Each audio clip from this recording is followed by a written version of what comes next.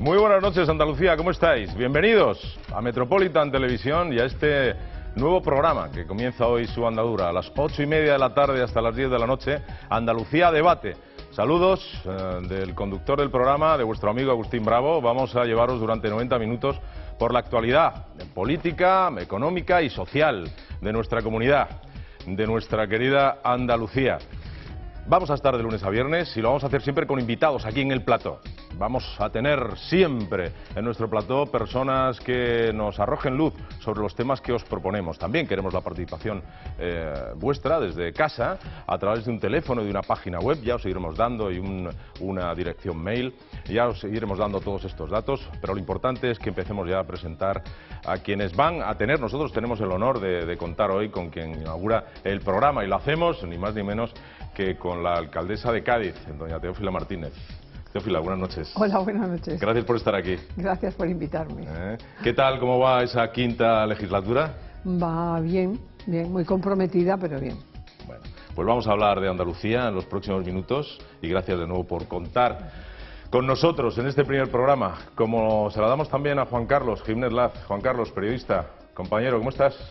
¿Cómo estás? Buenas noches, Agustín, ¿qué tal? Pues iniciamos una andadura hoy curiosa. Hombre, muy interesante y además aportando, Canal Metropolitan aporta con este espacio pues más libertad y pluralidad en la televisión andaluza, que hasta este momento prácticamente, bueno, sí, prácticamente estaba monopolizada por Canal Sur. Ahora hay una alternativa, es este canal, este espacio de debate con sus informativos y día a día pues vamos a ir desgranando la actualidad. Pues comienza esa pluralidad a la que hace referencia Juan Carlos y lo hacemos también presentando a Alfonso Escuadra, historiador y escritor. Alfonso, bienvenido, gracias por estar aquí esta noche también. Buenas noches, encantado y muchas gracias por haberme invitado. Encantado de estar con vosotros. ¿Dispuesto a hablar de muchos temas? Por supuesto que sí. Como nuestro invitado lo vamos a tener fácil. También como historiador seguramente tendrás cosas importantes que aportar, ¿eh? Es usted muy amable. Seguro que sí. Y Kiko Zamora, empresario. Kiko, buenas noches. Hola, buenas noches, Agustín. A ti y a ¿Cómo toda la estás? audiencia. Pues bien, afortunadamente bien. ¿Te duele Andalucía? Hombre, siempre Andalucía se lleva en el corazón. Ajá. Y si todas las cosas se llevan en el corazón, todas las cosas que son auténticas siempre duelen. Siempre duelen, pero yo creo que entre todos vamos a llevar a Andalucía para adelante, seguro. Bueno. Yo soy optimista. Pues participamos todos los que hacemos este programa, Andalucía Debate, de ese optimismo del que Kiko hace referencia. Y queremos que de lunes a viernes nos acompañéis. Vamos a hablar de muchísimos temas. Y si os parece, empezamos ya con nuestra compañera Almudena, que nos da los titulares del día. Atención, queridos amigos.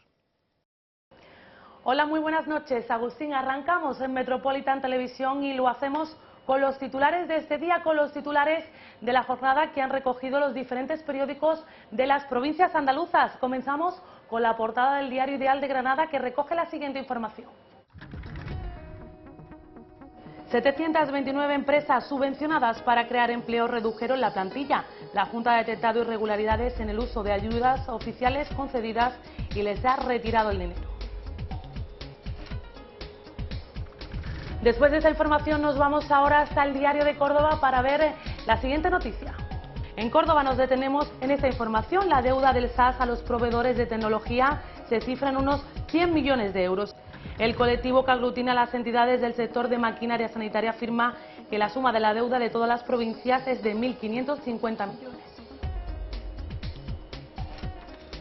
Continuamos con este repaso a la prensa. Nos vamos hasta la provincia gaditana con el periódico Diario de Cádiz. La saturación de los juzgados de lo social obliga a poner vistas en el año 2014. El paro y los ERES y el cierre de empresas llevan el colapso a los juzgados específicos. Otra de las noticias del día que sin duda está causando un gran revuelo mediático y que recogen varias portadas de los periódicos, sobre todo sevillanos, es el que arranca el juicio por el caso Marta del Castillo después de 3 años y con muchas incógnitas. Y terminamos con el repaso a los titulares de este día en la provincia de Málaga y con la siguiente información. El sector turístico denuncia a la Junta por los retrasos para alcanzar el vertido cero. El Foro de Saneamiento afirma que planteará la posibilidad de acudir a los tribunales por los reiterados incumplimientos. Pues ahí están los titulares del día, las empresas subvencionadas, las deudas del SAS, la saturación en los juzgados de lo social aquí en Cádiz, el caso de Marta del Castillo, que ha comenzado esta mañana, y el sector turístico malagueño. Juan Carlos, ¿cómo está la actualidad? Bueno, pues no está precisamente muy esperanzadora. Hemos empezado nosotros con más ánimo que los titulares del día, la verdad. de hoy. Sí, pero bueno, es lo que hay, es lo que hay. Por tanto, Con esto hay que bregar. Hay que bregar. Entonces, a mí particularmente me llama la atención de forma especial, y además lo hemos visto ahí en el titular del Ideal de Granada, precisamente de gran tamaño, el caso de las 729 empresas subvencionadas para crear empleo y que en cambio redujeron plantilla. Claro, me inquieta esto extraordinariamente, porque además en el ambiente de crisis económica que estamos viviendo, en el que gastarse un duro, bueno, un duro era antiguamente, ahora un euro, debe de estar muy medido, debe de estar muy controlado y hay que hacerlo con extraordinario rigor, que 729 empresas, nada menos, señores, que no estamos hablando de una ni dos, 729 empresas hayan podido permitirse el lujo de estar subvencionadas para fomento de empleo y que en cambio lo que hayan hecho hayan sido perder empleo. Y además, encima, esto no es un caso aislado, porque aquí tenemos también algunos casos en otras zonas de la provincia de Andalucía, como por ejemplo recuerdo también el caso de, creo recordar que era el Plan Bahía Competitiva en Cádiz, con un empresario también que gozó también de unas subvenciones y que ahora el empresario no está. También ha habido casos recientes de empresas que han recibido subvenciones y que se han deslocalizado, es decir, que se han llevado la empresa directamente a otro país, ¿no? Entonces, bueno, estoy perplejo. O sea, estoy perplejo. No solamente estamos en una situación de crisis, es que nos crecen los enanos, realmente. Sí. Y en esta situación, ¿quién es el culpable exactamente? Evidentísimamente, quien no ha controlado el buen fin de estas inversiones. Clarísimamente. Bueno, aparte de, obviamente, disculpe. Pero yo creo que esto es el producto de muchos años de que la sociedad andaluza se ha asentado la idea de que aquí todo sale gratis, todo vale. Y ahora está saliendo esto por lo de los seres. Si no, no estaría saliendo que la Junta de Andalucía ha detectado las irregularidades. Pues es que aquí ha habido en Alestis que han invertido no sé cuántos millones de euros para hacer una fábrica en Puerto Real para sustituir los desastres de Delphi, y cuando iban a tener que trabajar los que habían estado haciendo los cursos, resulta que plantearon un ERE porque no había trabajo ni maquinaria dentro. Es que esto es el producto de que aquí, con 30 años de gobierno socialista, todo sale gratis. Y cada uno ha hecho de su capa un sayo. Y además, por si fuera poco, en esta provincia ha habido programas como el Plenca, que se han quedado 700 empresas que sí habían quedado trabajo hace unos años sin cobrar las ayudas porque se había acabado el dinero. En primer lugar, hay que acabar con eso de subvenciones. La Unión Europea nos ha enseñado algo muy importante. Hay que cofinanciar. La palabra subvención hay que retirarla del abecedario político en este país y en la comunidad y en los ayuntamientos. Hay que cofinanciar proyectos como hace la Unión Europea. Usted pone, yo le controlo, y si usted pone su parte y encima lo hace bien, yo le pongo la cantidad y si no, le retiro la cantidad. Pero aquí esto es la prueba de que aquí todo vale y que todo es gratis además. Yo, si me permití, creo que el verdadero problema es que hay empresas que están funcionando, que generan riqueza, que generan puestos de trabajo, y esas empresas les es muy difícil hoy día tener capital, tener financiación. La banca está cerrada por la crisis financiera, que es a nivel mundial. Entonces, hasta que los bancos no estén capitalizados, los empresarios se la están viendo negra para financiar. Entonces, si tú cuidas tu cartera, la cartera de todos, que es el dinero público, debe de ser mirada con una superlupa, no una lupa. Yo diría que un aumento para ver galaxias, para ver lo más chiquitito. ¿Por qué? Puesto que ese dinero que no se le da, por ejemplo, a una empresa que está funcionando, que puede ampliar 300 metros y colocar a 40 personas más, no se le da porque no llega, no tiene financiación en la banca, y sin embargo se está dando a empresas que no estén, digamos, rindiendo como tiene que rendir, por culpa de la crisis, vale, pero también puede ser muchas veces que la subvención, como bien decía Teo, la subvención se dé con criterios de amistad y no se dé con criterios reales de futuro de esas empresas. Puede ser que no ya el tema por ahí. Sí, adelante.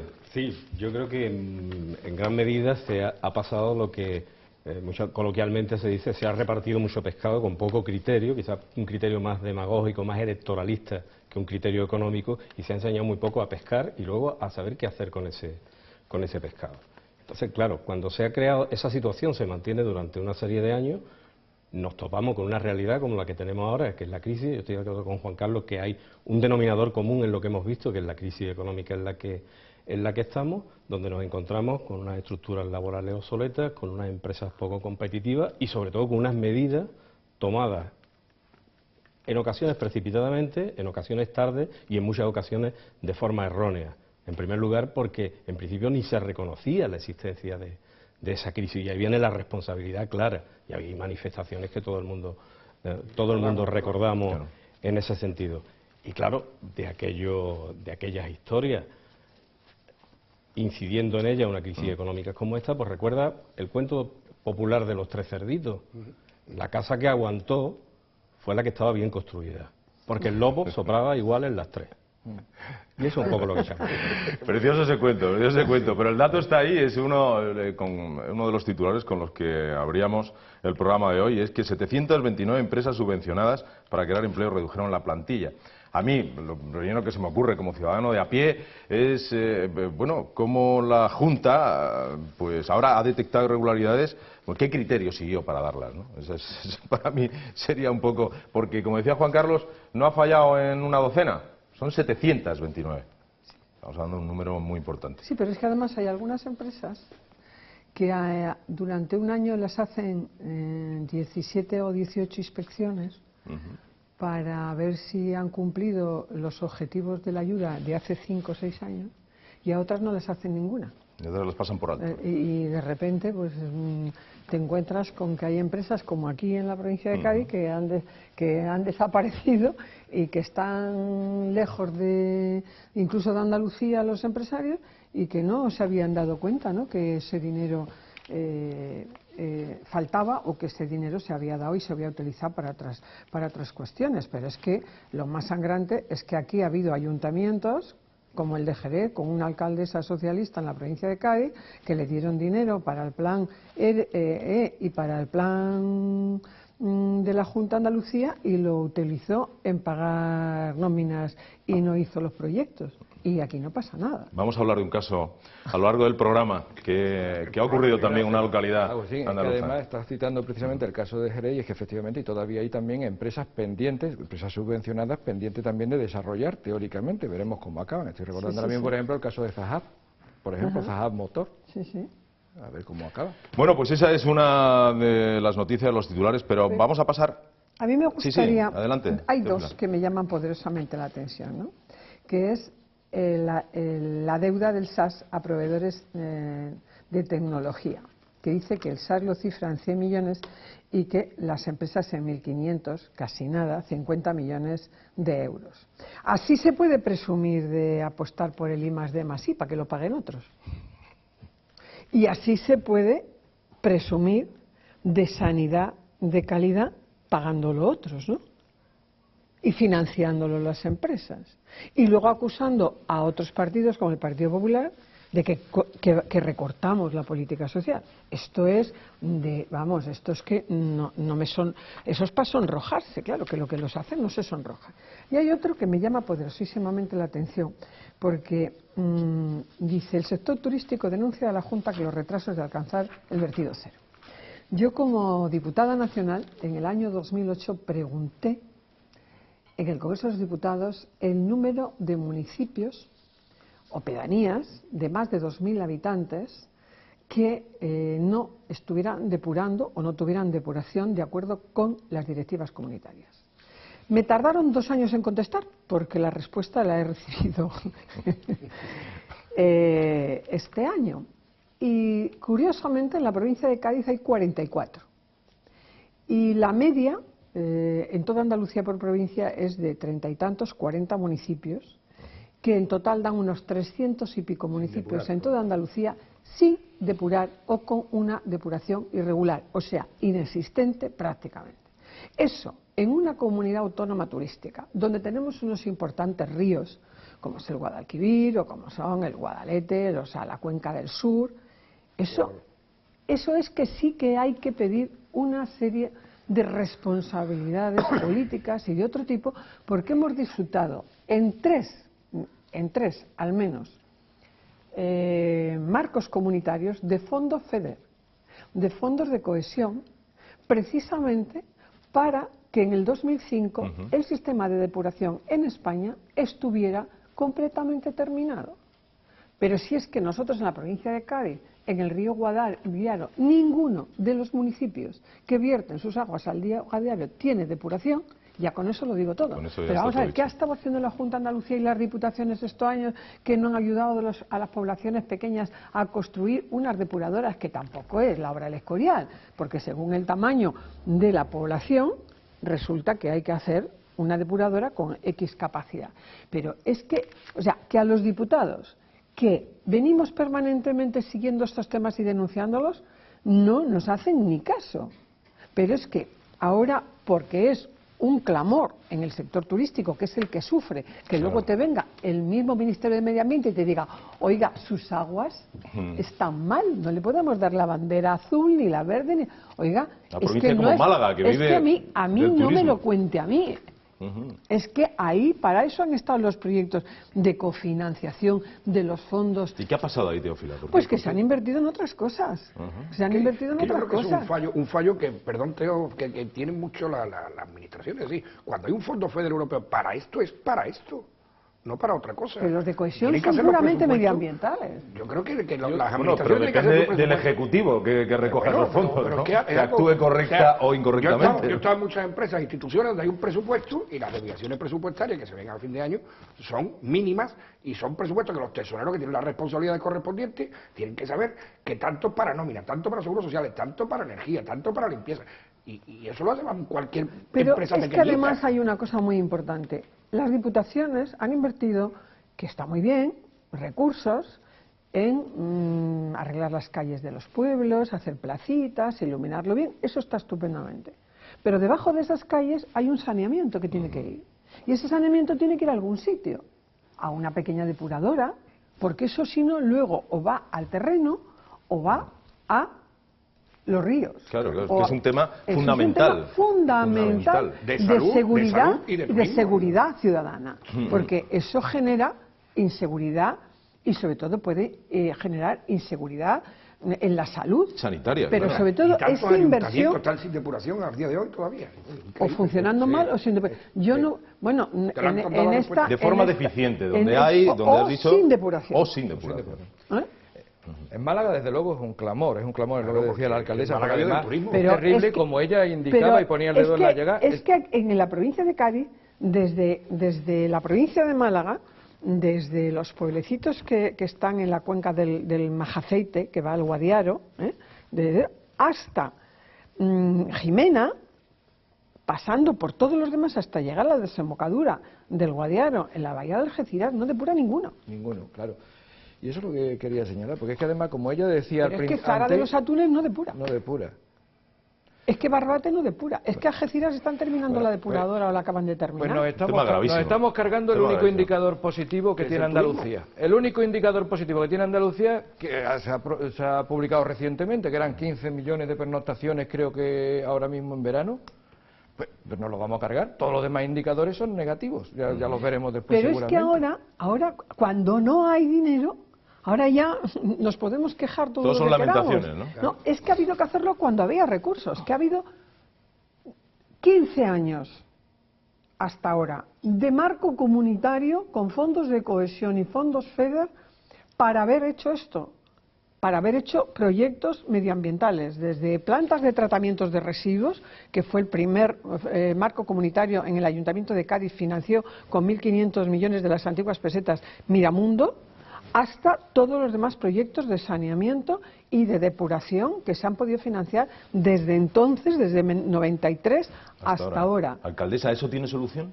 Pues sí tiene solución. ¿Cuál? Vamos a comunicárselo a la solución es que las diputaciones que tienen que atender a los municipios de menos de 20.000 habitantes, una parte de sus presupuestos anuales en proyectos plurianuales se marquen una agenda en donde sepa todo el mundo cada año cuántas depuradoras va a hacer, porque las depuradoras no se terminan en un año. Hay que hacer unos programas plurianuales para que las diputaciones financien o cofinancien con fondos europeos o con fondos propios, porque para eso tienen fondos, y que construyan esas depuraciones y esas depuradoras. Porque va la salud de todos nosotros. Pero en los pueblecitos irá a los huertos, a los arroyos y en los... Es que el orden de prioridades es importante, ¿eh? ¿No? Con los dineros La salud públicos. es lo fundamental. Es lo fundamental, lo primero es la salud. Pero además eso genera empleo.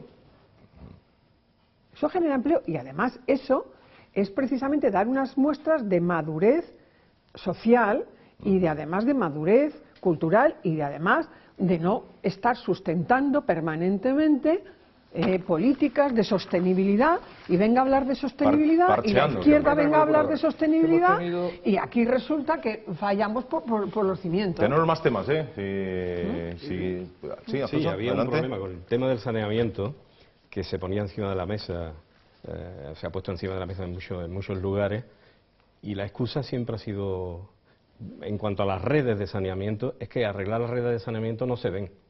Claro. Es mucho más útil. útil. Claro. Entonces, ¿qué es lo que ocurre? Que vamos a lo que ha dicho Kiko. La cuestión está en la prioridad que se le dé y en que la actuación sea precisa.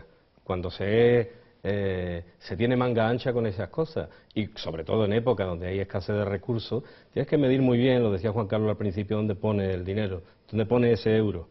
En primer lugar porque te va a costar tenerlo, y cuanto más crisis, más aún. Después hablaremos de esa gran mentira de las políticas sociales y de cómo se financian y de dónde está el problema.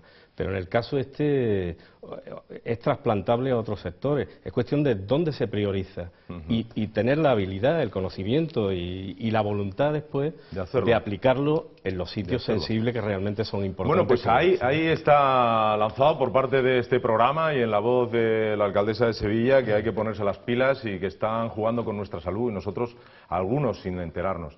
Hay más temas. Hablamos de Cádiz, de los juzgados. Teófila, ¿qué pasa? Bueno, de Cádiz de y lo de social todos que los obliga a poner juzgados y de vistas para el año 2014. Claro, es que tanto ERE y tanto... Es que resulta que cuando se piden las competencias al Estado, hay que estar muy seguro, cuando las pidió la comunidad autónoma, de lo que se va a hacer con esas competencias. Porque supuestamente era para mejorar la administración de la justicia, para acercarla al ciudadano. Y si resulta que en problemas tan importantes como todos son importantes, todos los asuntos que llevan los juzgados son muy importantes, pero poner vistas en temas sociales para el año 2014 ya es que aquí no funciona nada, ¿no? O sea, y tú hablas con los jueces, hablas con los secretarios de los juzgados, hablas con los funcionarios y dices, bueno, es que estamos desbordados. Entonces, yo siempre pensé que cuando una administración pide competencias porque dice que lo va a hacer mejor, es que realmente lo va a hacer mejor. ¿Estás segura de hacerlo? Para tener más funcionarios, para presumir de competencias y para luego no invertir, nosotros llegamos en Cádiz esperando la ciudad de la justicia desde el año 2001. Pero es que yo era diputada, y era diputada andaluza, y era presidenta del Partido Popular, y el señor Chávez presumía de que de las 4 primeras ciudades de la justicia que se iban a hacer en Andalucía iba a ser la de Cádiz. Y lo único que tenemos es unas prospecciones arqueológicas ahí que se han hecho para ver cosas y se acabó la historia. Aquí no se ha movido ni una máquina más, ni un ladrillo más. 2001 y estamos en el 2011. 10 años más tarde.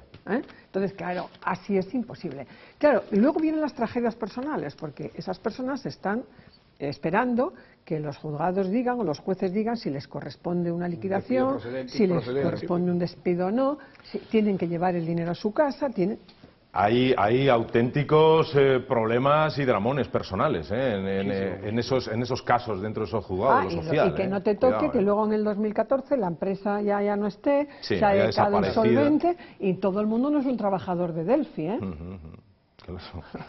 Esto es una situación absolutamente injusta, o sea, la justicia, esto es una situación completamente injusta, pero es que además, como decía la alcaldesa, es que no hay medios. es que no tienen ni medios informáticos, es que no están realmente informatizados tampoco los juzgados, es que prácticamente no se manejan ellos a sí mismos en cada juzgado, es decir, no hay información entre ellos que puedan desarrollar. Bueno, hay pero una falta de funcionarios. Se pidió la competencia, ¿no? Claro, pero ¿para qué? La alcaldesa, o sea, ¿no? es que en la teoría era pedirlo todo. Entonces, es decir, después Igual no se ha que podido gestionar. ¿no? Igual que las políticas activas de empleo para formar a los desempleados, y resulta que cada año hay menos instrumentos porque cada año se distribuye menos dinero en escuelas taller, en talleres de empleo o en casas de oficios, porque como se está empleando el dinero para los seres, pues claro, menos escuelas taller, más parados, menos escuelas taller, menos formación ocupacional, pero más seres y más dinero de ese para los seres. O sea que, y esto que está dando la cara porque estamos en una crisis económica en donde ya son muchos los ciudadanos que tienen sus necesidades materiales no cubiertas, ahora lo estamos viendo con toda crudeza. Esto había que haberlo visto cuando lo denunciábamos hace 4 o 5 años, que no es que acaba de aparecer ahora. ¿Y qué respuesta recibíais? Pues la respuesta era que éramos catastrofistas y que no teníamos razón y que las cosas no eran así y que, vamos, que es que, claro... En la Junta se taponaba todo, supongo. No, es que no teníamos ninguna razón. Las cosas no eran como nosotros decíamos. Bueno, no, nosotros hemos pasado de tener 4 en un ayuntamiento de 100.000 habitantes, 4 o 5 escuelas taller al año, que eso es formar a 90 o 91 desempleados, hombres y mujeres, para que puedan acceder más rápidamente a un puesto de trabajo, porque claro, eso es tan importante, ¿por qué? Porque estamos en una comunidad autónoma con un 37% de fracaso escolar. Y las personas, para poder acceder a un puesto de trabajo, necesitan formación, porque la falta de formación hoy en día en una sociedad moderna es el mayor factor de discriminación. Como no tengas formación, no encuentras un trabajo. Está difícil para todo el mundo, pero si encima no tienes una formación, de cualquier tipo de información. Es prácticamente imposible. Es una misión imposible. Alfonso, querías apuntar. Sí, y otra de las funciones que se realizaban era poner en contacto normalmente al desempleado, al que estaba buscando el primer empleo, con el mundo laboral, con el mundo de la empresa, encaminarlo en cierta medida.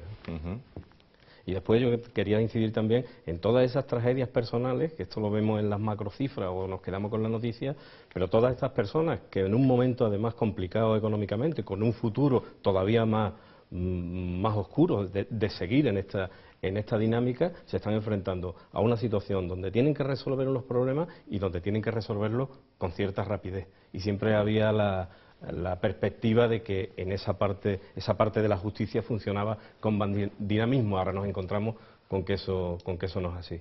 La consecuencia que eso tiene a nivel personal y familiar es Hombre, yo me imagino a ese padre de familia, al que acaba de tener un problema laboral, va al juzgado, se lo lleva al abogado, tal, no sé qué, y le dice, oiga, hasta el 2014, en marzo nos vemos. Y dice, y si ¿perdona? tiene sentido del humor, ¿Qué le digo yo en dirá, casa a mi familia? ¿Cómo? Claro. ¿2000 qué?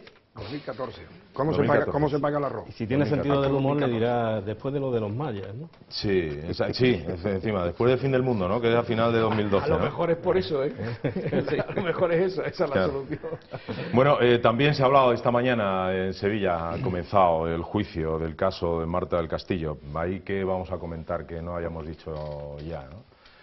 Pues manifestar nuestra repulsa, no sé. No nos podemos creer que un caso como este haya ocurrido en nuestra tierra, vamos, ni tan siquiera en Europa, vamos, es que es increíble. Un caso de tristeza.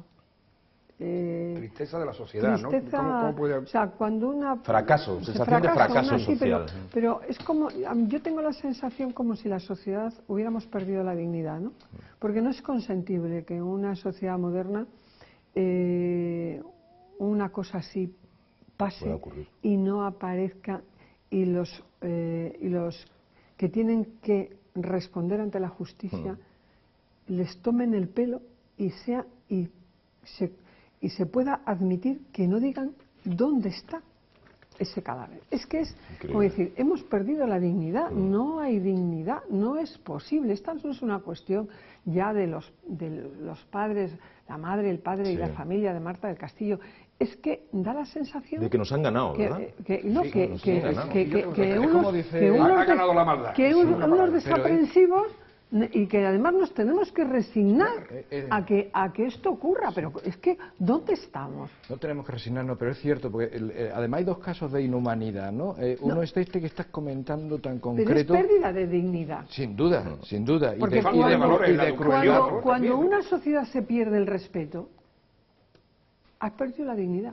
Pero quería señalar que me llama la atención que además dos víctimas recientes, una es este caso de los padres de Marta del Castillo y otro es el caso de la madre de los niños de Córdoba. Ambas familias han manifestado públicamente sus voluntades de perdonar, incluso de autocegarse, siempre y cuando que en un caso aparezcan el cuerpo de Marta, el cuerpo de Marta del Castillo y en otro caso los niños vivos. Sí, pero claro, esos padres querrán ver dónde es lo que estaba diciendo la alcaldesa, es decir, una llamada a la humanidad. Es bajar la dignidad, o sea, pierdes la dignidad cuando una madre está obligada a decir eso de unos presuntos o unos asesinos o unos secuestradores, me da igual, es tremendo, ¿no? Yo creo que toda la sociedad debemos hemos perdido todos algo, no, es que es como si nos dijeran, resígnense a lo que quieran, sí. Que hagan con ustedes lo que quieran, que lo que nos queda es resignar. ¿Nuestro sistema judicial es imperfecto?